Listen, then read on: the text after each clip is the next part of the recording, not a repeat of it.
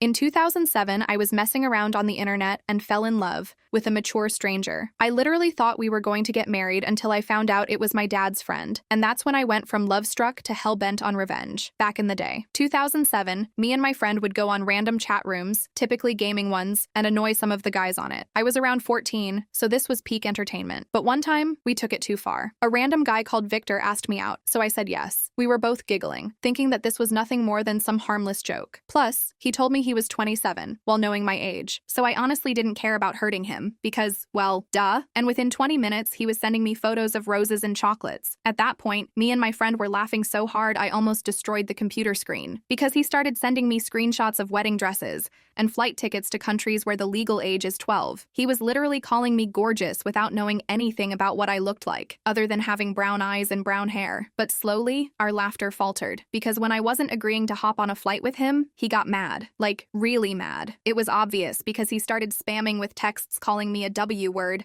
and calling me a fat HE. I know it sounds dumb, but for some reason his texts actually started to hurt. This wave of guilt washed over me. In the midst of his texts, I turned to my friend and she looked at me with a, "You should probably apologize" look in her eyes. And within minutes, I had been manipulated into thinking I owed him. That's how it started. The next 2 years of my life were spent texting this coercive stranger on the internet, and he didn't just find out what I looked like. Number with my IP address. He found my home address, school, parents' names, literally everything. He was insane. Meanwhile, I didn't even know his face or real name. No one even knew about him. I had lied to my friend that I cut him off, and my family just thought I had a secret boyfriend or something. And then texting wasn't enough for him anymore. Through the art of blackmail and making me feel special, he convinced me to stay on call with him all night while we slept. And when I started getting bullied in high school, he was the one that was there for me. He would say all the right things, and somewhere along the way, I fell in love with him. I didn't even want to talk to anyone else. Every Friday, he would send me a surprise package. One time, it was a record player. Another time, it was a collection of all my favorite books. There was no doubt in my mind that he was the love of my life. But when I found out who it was, my life crumbled forever. Because while we were on call, while he was half asleep, he mumbled, "I love you, Emmy." I was instantly filled with disgust. My name was Emily, and there was only one other person who called me that, my dad. Except it didn't make any sense because he barely knew how to send a text. I sat there frozen, my mind racing with possibilities, none of them making any sense. I replayed the audio over and over in my head, trying to convince myself I'd misheard, but I knew what I'd heard. The next day, I couldn't concentrate on anything at school. I kept replaying that moment in my head. Was it possible that my dad had been pretending to be Victor this whole time? The thought made me physically sick. I actually had to excuse myself from class to throw up in the school bathroom. I sat in a stall for almost an hour, trying to make sense of what I'd heard and what it might mean. When I got home, I watched my dad like a hawk, looking for any sign, any slip-up that might confirm my suspicions. He acted completely normal though, complained about his day at work, asked about school, watched his usual TV shows. There was no way he could be that good of an actor, right? Plus, he was technologically inept. This was a man who once called me into his office because he couldn't figure out how to attach a file to an email. The Victor I knew was tech-savvy and smooth, nothing like my bumbling middle-aged dad. I decided to do some investigating on my own. I waited until my parents went to bed, then snuck into their room to check my dad's phone. Nothing suspicious there, just work emails and texts to my mom and his friends. No second phone hidden anywhere either. I checked his drawers, his closet, even under the mattress. Next, I checked the computer history, but it was all normal stuff. Sports websites, news, nothing that would indicate he was living a double life as my online boyfriend. I started to think maybe I'd misheard Victor. Maybe he'd said something else entirely, but deep down, I knew what I'd heard. That night, when Victor called, I was prepared. I had set up my phone to record our conversation. I asked him casual questions about his day, his work, trying to get any information that might confirm or deny my suspicions. He was vague as always, claiming he worked in tech, but never giving specifics. He'd change the subject whenever I pressed for details, smoothly redirecting the conversation back to me and my day. This was a pattern I hadn't fully noticed before, how he always kept the focus on me while revealing almost nothing about himself. Then I took a risk. I asked him if he'd ever been to my hometown. There was a pause, longer than normal. He said he'd passed through once or twice but didn't know it well. I could tell he was lying. There was a hesitation in his voice that hadn't been there before, a slight nervousness that was completely out of character for the always confident Victor. For the first time, I felt like I was getting closer to the truth. The next day was Saturday, and my dad mentioned he was going to meet up with some friends to watch a game. This was my chance. I followed him from a distance, being careful not to be seen. I wore a hoodie pulled down low over my face and kept several people between us as he walked downtown. To my surprise, he actually did go to a sports bar downtown. I watched through the window as he greeted several men, all roughly his age. They sat at a large table, ordering ordering beers and watching the game on the big screens. Nothing seemed out of the ordinary, just a group of middle-aged guys enjoying sports and beers on a weekend. I was about to leave, feeling stupid for suspecting my dad, when one of the men caught my eye. He was a bit younger than the others, maybe early 30s, with dark hair. There was something familiar about him, even though I'd never seen Victor. I couldn't explain it, but I felt drawn to watch this particular man. He kept checking his phone nervously. When my dad went to the bathroom, this man immediately leaned over to talk to another guy at the table, a heavy-set bald man with glasses. I couldn't hear what they were saying, but their body language was intense, secretive. They stopped talking the moment my dad returned, transitioning seamlessly back to casual sports conversation. It seemed oddly practiced, like they were used to having secret discussions when my dad wasn't around. I took a quick photo with my phone and left before anyone noticed me. That night, when Victor called, I asked him to describe himself to me. I played it off as romantic curiosity, saying I wanted to picture him better in my mind. He hesitated, then gave a description that could fit millions of men. Average height, dark hair, athletic build, nothing distinctive. But his voice, there was something about it that suddenly reminded me of the dark-haired man at the bar. I couldn't be sure, but my gut was telling me there was a connection. Something in the cadence of his speech, the way he emphasized certain words. It matched my memory of seeing the dark-haired man talking animatedly to his friend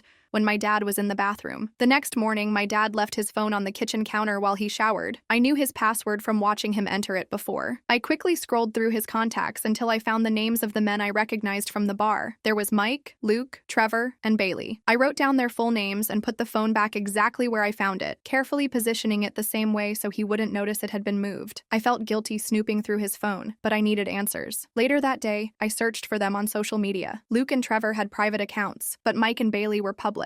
Mike's profile showed a typical middle-aged guy. Family photos, fishing trips, nothing unusual. Scrolling through Bailey's photos, my heart nearly stopped. There he was, the dark-haired man from the bar. According to his profile, his name was Bailey Wilson, and he worked as an IT consultant. That checked out with Victor's claim of working in tech. His profile showed him at various tech conferences and networking events, often with a drink in hand, looking confident and charismatic, exactly how I'd imagined Victor would be. But the real shocker came when I saw a comment my dad had left on one of his photos from 3 years ago. "Thanks for setting up my new computer. Couldn't have done it without you." That's when it clicked. My dad wasn't Victor. Bailey was. And somehow, my dad knew him well enough to have him over to our house years ago. I scrolled frantically through more photos, finding several of Bailey and my dad together at various events, poker nights, football games, even a fishing trip. They weren't just casual acquaintances. They were good friends. The pieces were starting to come together, but I still didn't understand why Bailey would target me specifically, or how he knew to call me Emmy, my dad's special nickname for me. I decided to dig deeper into my dad's relationship with these men. I checked his email next time he left his computer unlocked. Searching for Bailey's name brought up dozens of results going back years. They were clearly friends, but the emails were mostly about normal stuff. Sports, getting together for drinks, occasional tech help. Nothing sinister stood out. They referenced inside jokes I didn't understand, and made plans for regular poker nights. I was about to give up when I noticed my dad had a password-protected folder on his desktop labeled simply B Files. It took me days of careful observation to finally catch him entering the password,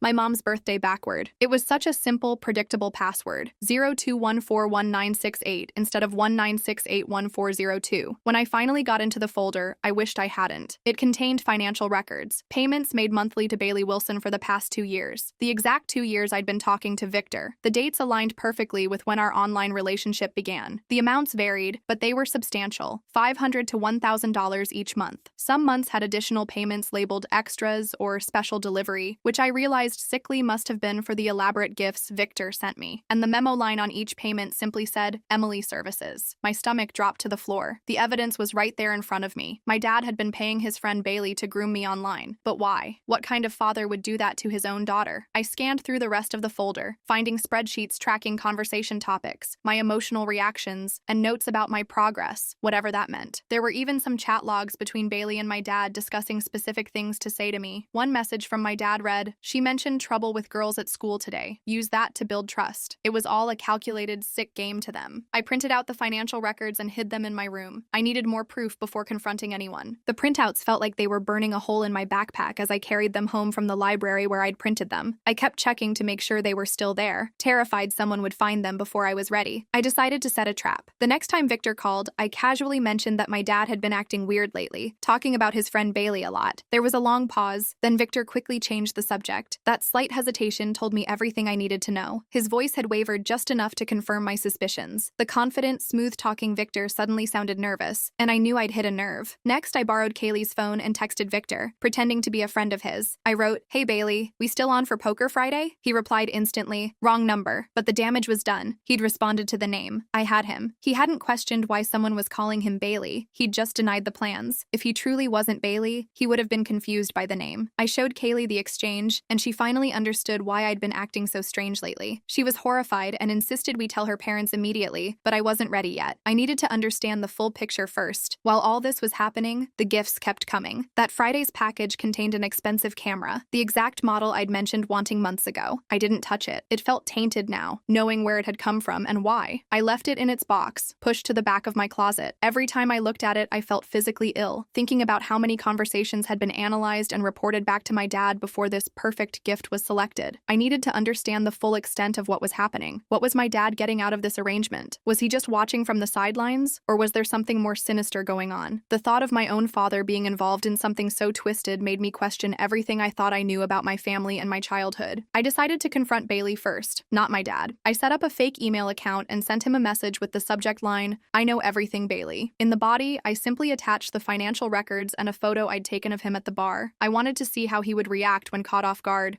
without my dad there to coordinate their response. His response came within minutes. "We need to talk, not over email." He included a phone number, not Victor's number, but a different one. His real number, I assumed. He was suddenly dropping the Victor persona completely, not even attempting to maintain the charade. I didn't call. Instead, I forwarded the whole exchange to Kaylee for safekeeping, just in case something happened to me. I was genuinely scared about what these men might do when confronted. If they'd been capable of this elaborate deception for years, what else might they be capable of? The next day was Sunday dinner at our house, a weekly tradition where my mom would make a big meal, and we'd all sit around the table together like the perfect family we clearly weren't. To my absolute horror, my dad announced we were having a guest, his friend Bailey, who had been wanting to meet the family properly. My mom seemed to know who he was, greeting him like an old acquaintance. I felt like I was going to throw up right there at the dinner table. Throughout the meal, Bailey kept giving me these looks when my parents weren't watching, smirks that said, "I know you know." I couldn't eat a bite. The food sat untouched on my plate as I tried to process the fact that Victor, the man I'd shared my deepest thoughts and feelings with for 2 years,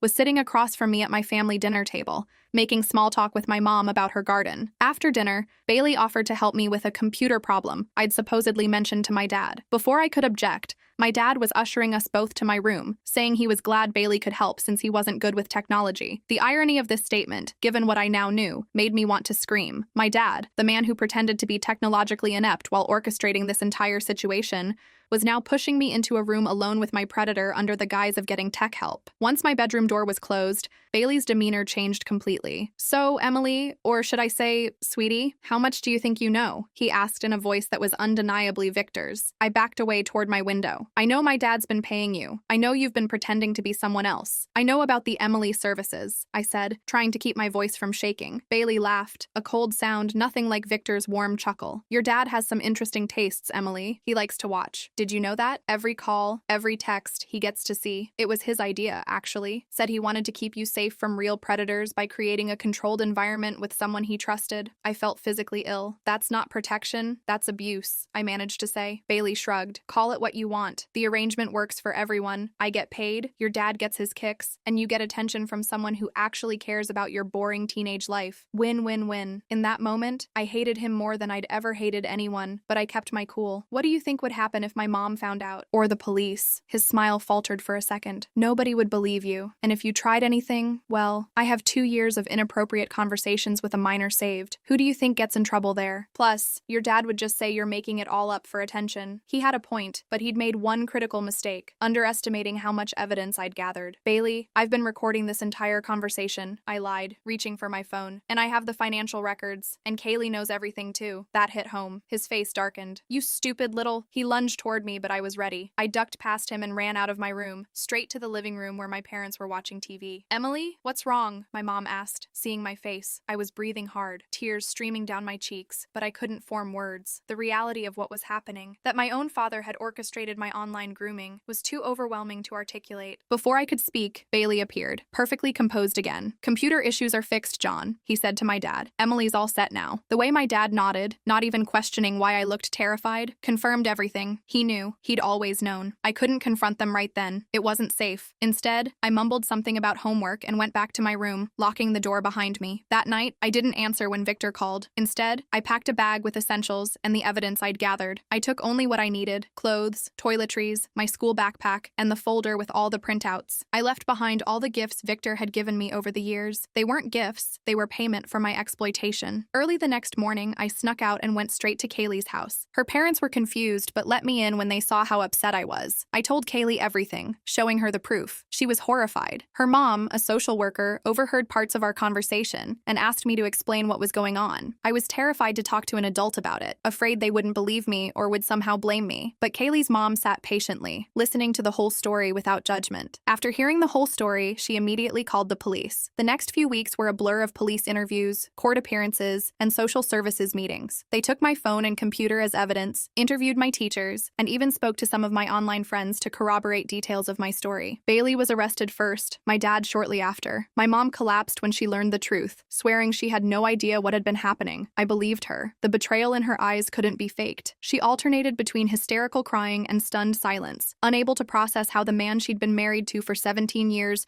could do something so terrible to their daughter. The evidence was overwhelming. The police found everything on Bailey's computer: all our conversations, videos of me from my webcam that I never knew were being recorded, and explicit exchanges between him and my dad discussing their arrangement. There were detailed reports about my emotional state, my vulnerabilities, and strategies for making me more dependent on Victor. They found payments going back even before our first conversation, planning payments for setting up the Emily Project, as they called it. It turned out I wasn't Bailey's first victim either. There had been 2 other girls before me, both around my age when it started. Both had been connected to friends of his, though neither case involved the girl's father as mine did. The patterns were identical: careful grooming, expensive gifts, emotional manipulation, all while reporting back to the adult who'd set up the arrangement. The court case was brutal. I had to testify, describing in detail how I'd been manipulated and groomed. Sitting in that witness box, feeling everyone's eyes on me as I recounted the most humiliating experience of my life, was almost as traumatic as the grooming itself. I kept my eyes fixed on the prosecutor, avoiding looking at Bailey or my dad at the defense table. Bailey's lawyer tried to paint me as a willing participant who was lying to avoid embarrassment,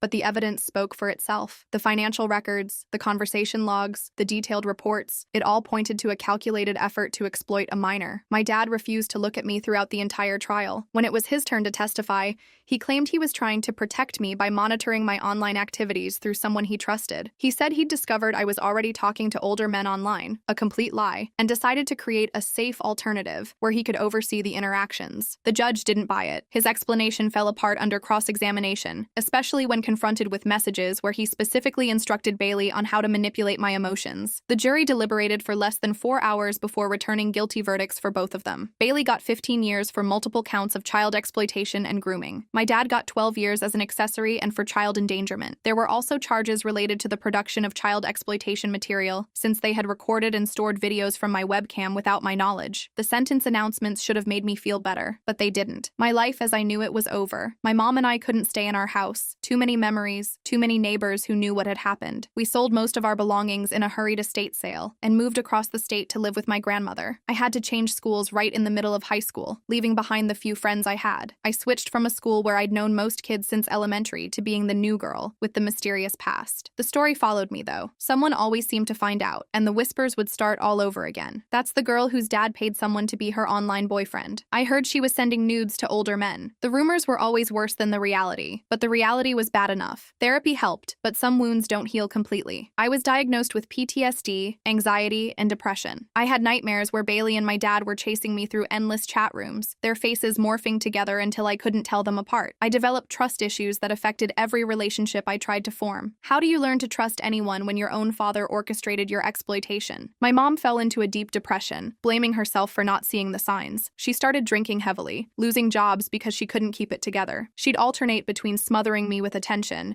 checking my phone and computer constantly, and completely checking out, spending days in bed staring at the ceiling. I basically had to parent her while still being a teenager myself. The one bright spot was my grandmother, a tough, no-nonsense woman who gave me the stability I desperately needed. She never tiptoed around what happened, never treated me like I was broken. She would say things like, "What they did was unforgivable, but what you do next is what matters." She helped me focus on my future instead of my past. I threw myself into school, determined to graduate early and get to college where nobody knew my story. I studied constantly, partly because I wanted to succeed and partly because it was a way to escape my thoughts. My grandmother helped me apply for scholarships and encouraged me to think about careers where I could help others who had been through similar experiences. I graduated a semester early with straight A's and a scholarship to a state university 3 hours away. Before I left for college, I decided to visit Bailey in prison. My therapist advised against it, but I needed closure. I needed to look him in the eye, not as the vulnerable girl he had manipulated, but as the strong woman I was becoming. My grandmother drove me there and waited in the car. Seeing him in a prison jumpsuit, separated by glass, was surreal. He looked older, thinner, his eyes hollow. Prison hadn't been kind to him, and I felt a grim satisfaction in that. I picked up the phone on my side of the barrier. Why? It was the only question I needed answered. Bailey stared at me for a long moment. "Your dad approached me at a poker game, said he'd caught you looking at porn and was worried about you getting into trouble online. Offered me money to keep an eye on you, scare off any real creeps. It was supposed to be a short-term thing." He paused, looking down. "But then I saw how easy it was to manipulate you. And your dad." He got off on the details, kept asking for more, paying more. It just escalated. I felt nothing looking at him. No anger, no fear, just emptiness. "You ruined my life," I said flatly. Bailey actually laughed. "Kid, your life was ruined the moment you were born to that father. I just played my part." I hung up the phone and walked out, never looking back. I didn't visit my dad. Some relationships can't be repaired, and I had no interest in hearing his excuses. Whatever twisted justification he had for what he did, I didn't need to hear it. He had sent me a few letters from prison, which I burned without reading. College was my fresh start. I changed my last name legally to my grandmother's maiden name. My new identity felt like armor,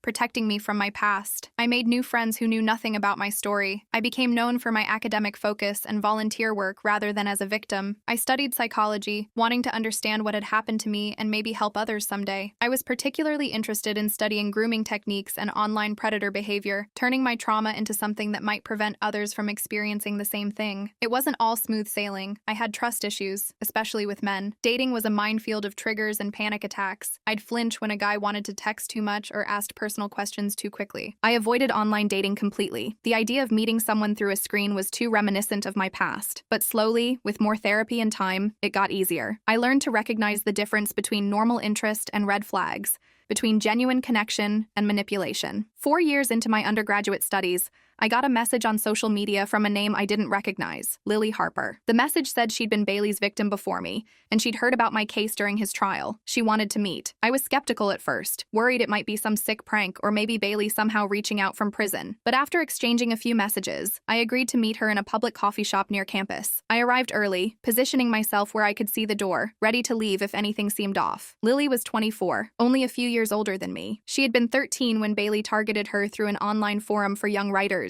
Her story was eerily similar to mine, except in her case, it was her uncle who had set up the arrangement with Bailey. She had never gotten justice. By the time she realized what had happened, the statute of limitations had passed for some of the charges, and her family had pressured her to stay quiet to avoid scandalizing their community. We talked for hours, sharing details that only someone who'd been through it would understand. The way he would use inside jokes to create a sense of intimacy. How he'd remember every detail about our lives but reveal almost nothing about his own. The carefully timed gifts that arrived just when we were feeling vulnerable. It was the first time I'd spoken to someone who truly got it, who didn't look at me with pity or discomfort. Before we parted ways, Lily mentioned that she knew of at least 3 other victims besides us, and the one other girl from the trial. Bailey had been doing this for years, working with different men who wanted to exploit girls they had access to. Some of the cases had never come to light because the girls were too afraid to come forward. That conversation changed everything for me.